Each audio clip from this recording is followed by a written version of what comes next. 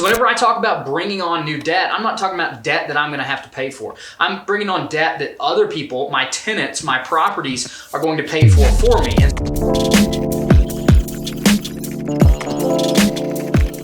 Hey guys, what's going on? My name's Hayden. If you know me, I'm the author of Skip the Flip, Secrets the 1% Know About Real Estate Investing. Today, we're gonna be talking about what is LTV. If you're getting into real estate investing, if you wanna learn about real estate investing, this is a very common topic, LTV, okay? Debt is a major key that most really wealthy people use when growing their real estate holdings, okay? And so LTV is a metric whenever we're talking about debt. And in this video, we're gonna go over everything you need to know about LTV and why it's important. Okay, so as we're gonna go over, LTV stands for loan to value. Loan to value meaning what is the amount that a lender is going to give you of a loan compared to the value of the property you're seeking to purchase. And so just a really quick number, let's say that we're buying a property for $100,000, okay? So if we're gonna buy something for $100,000, okay, we wanna know out of that amount, how much is the bank going to lend us? And so if the bank told us they were going to give us an 80% LTV, that means they're gonna lend us 80% of $100,000, which 100,000 times 80% comes out to $80,000, okay? Now that's the loan that they're gonna give us, which means that we're gonna have to put in the other money. 100,000 minus 80,000 is $20,000, okay? So we're gonna have to, in this situation, put in the rest. We're gonna have to put in 20%. That is gonna be a 20% down payment, okay? So this is our down payment, and this is our loan amount. So if somebody tells you, if a banker tells you, hey, we do 80% loan to value, that simply means in your head, I'm gonna have to put 20% in, okay? And so that's a really important number to know, because the more and higher the LTV will go, the less money you have to put in and the more properties you can buy. So if we're trying to grow a real estate portfolio with our own money, then we want to put in as little money as possible so that we can do more and more deals, as long as you're comfortable with debt. And you want to make sure that all of your property is going to cover your debt payments, okay? So whenever I talk about bringing on new debt, I'm not talking about debt that I'm going to have to pay for. I'm bringing on debt that other people, my tenants, my properties, are going to pay for me. And so if I can follow that equation to make sure that all of my debts are paid by other people, the amount of debt I have doesn't really matter, right? As long as I get debt that's long-term, as long as I get debt that I don't have to pay off in the short term, as long as I'm buying properties that are gonna cash flow over the long term, it doesn't matter how much debt I have, right? And so now if we think about this, if we're gonna have 80% LTV, well, as long as I'm making sure my debt's paid for by other people, why would I not want to go as high as possible, right? 80% is a standard in investment properties. You also see 75%. You'll also see 70% LTV, pretty common, but they can also go the other way, right? I have gotten myself 90% LTV loans, which means I only have to put in 10%. Real quick on that example, I bought a $550,000 storage facility, and they gave me a 90% LTV loan. Then I have to put in 10%, so I have to put in $55,000, okay, which means that they're gonna give me $495,000, okay? And so because it was a higher LTV, you know, in the other example, $100,000 house, I have to put in 20%. That means I have to put in $20,000. Well, I'm buying a property that's over 5 times that expensive, but I'm only putting in a little over 2 times the amount of money. That's because my leverage went up. And so higher LTV loans allow you to buy bigger properties with less cash, which is something I really like to do because it allows me to earn a higher return on my capital. This is leverage. This is what we're talking about. And so I just want to go over some other quick nuances. Let's say that you were buying, let's say I was buying this property for $550,000 and my appraisal came in, okay? This is a situation that a lot of people run into. I'm gonna get an appraisal on this deal. The bank wants to know that they're gonna loan me loan to value. Value here being defined as appraised amount, okay?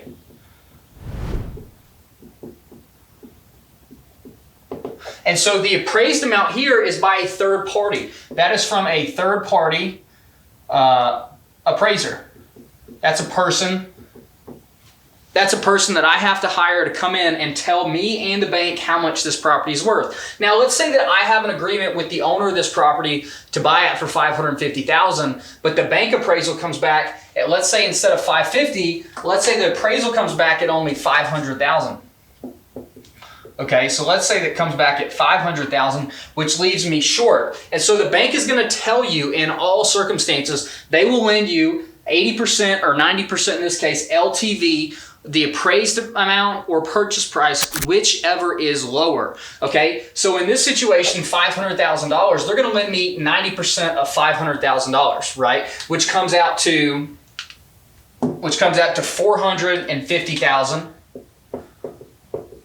And so they're going to lend me the 90% of how much the appraised amount is, which is $450,000, but I still have an agreement here to buy this deal for $550,000, right? My deal, just because the appraiser comes back at $50,000 less than I have it purchased for, doesn't mean that the owner is just going to drop their price. So what's going to happen is I, as the investor, I'm going to have to come up, if I want to continue and I want to do this deal, if I still believe in it, I'm going to have to come up with a difference between the loan amount off of the appraised amount and the actual purchase price, how much I'm willing to do that. So that means that my down payment's not going to be 10%, it's not going to be $50,000. My down payment instead is going to be the difference between $550,000 and my loan amount of $450,000, which means I'm going to have to put in $100,000, okay? And that can come out to a 20% down payment again. And so the amount of the LTV that a bank is willing to offer you is not always exactly how much your down payment is going to be. It's a really big lesson. If your property does not appraise, then the value comes off the appraised amount,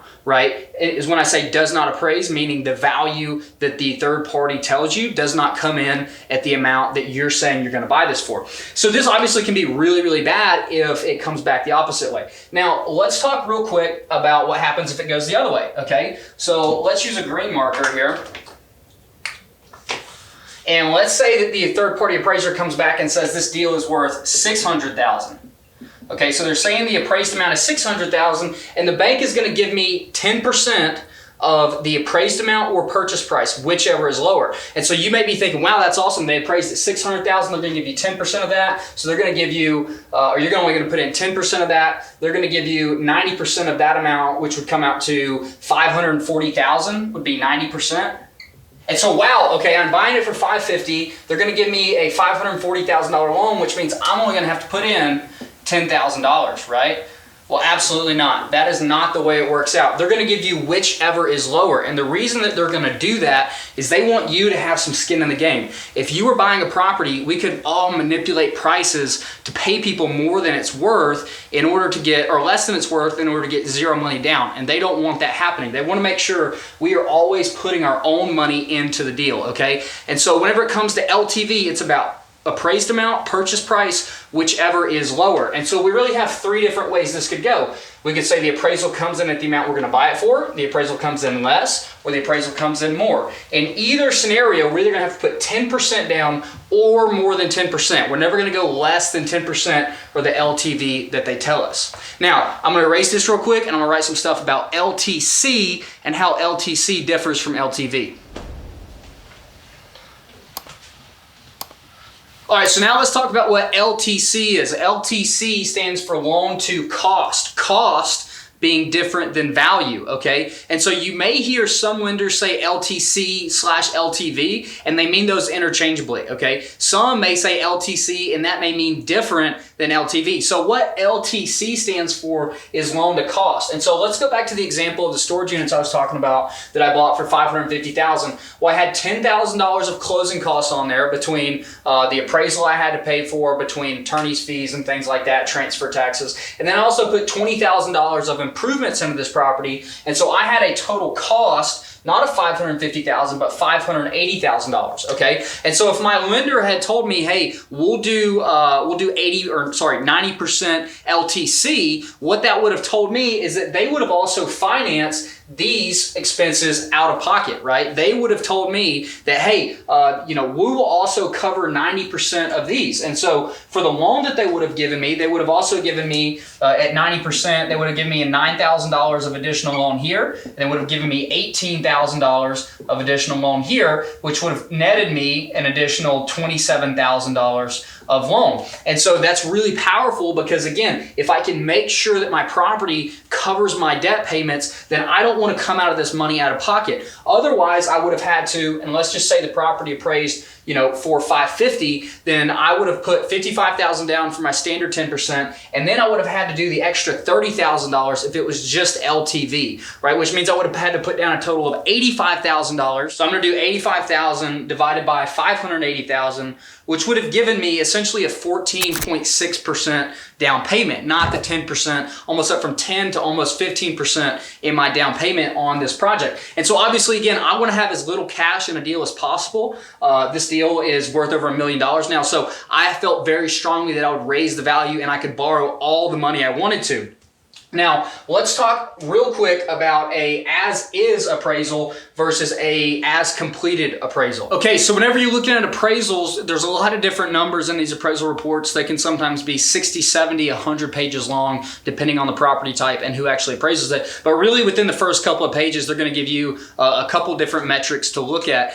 If you are doing a project that includes improvements, you want to make sure you tell your appraiser, I'm gonna be doing improvements, here's gonna be the cost of them, here's what I expect to happen to my rental rates, and here's why I'm doing the improvements, and here is what I think the property will be worth after these improvements are done. And so you really have to really guide your appraiser through this process for this exact reason. If they give you an as-is appraisal, which means that if I bought that storage facility and I was not planning to put the $20,000 into it, I would get an as-is appraisal. And really, I had to tell the appraiser that, hey, I'm gonna be doing $20,000 worth of work. Here, and here are the places I'm gonna do it. It's gonna allow me to do this to my revenue. And so I told them that some work is gonna be done, and I asked for 2 different appraisals. And so they gave me a value as is for $550,000, and they gave me an as completed appraisal for $600,000, okay? And so they heard me tell them I'm gonna be doing $20,000 worth of work, but after that work is done, I'm gonna have $50,000 more of value in that project. And the reason you wanna do this is because if you go to your lender and you try to get an LTC, if you try to get them to finance those improvements, they wanna know, because if, again, I was at $580,000 total cost on the project, if it had come in and I didn't get this, they would have only lent me money on the 550 here, okay? I wanted to get the full amount of money out, so I got the as completed, and that allowed me to raise the $600,000 appraisal above the $580,000 of total cost, and for that reason, I got the full improvements financed on that deal, which allowed me, again, to bring my down payment back down to that 10% level instead of at that 14.6, 15%. And so all of this to say, LTV is really not a complicated number. If you watch this video, you pretty much know all you need to. I want you guys to know you need to walk your appraiser through this. If you're gonna be doing some improvements, I want you to get essentially a summary of the work you're gonna do to the appraiser and ask for not only an as-is appraisal, but an as-completed appraisal, and then shuffle all that over your lender and ask them to finance not only the improvements, but the closing costs also. It can really save you a lot of money in the long run, and it can boost your returns. So I hope this was helpful. If you guys like this, hit that like button, share this video, subscribe to the channel. I'll see you in the next one.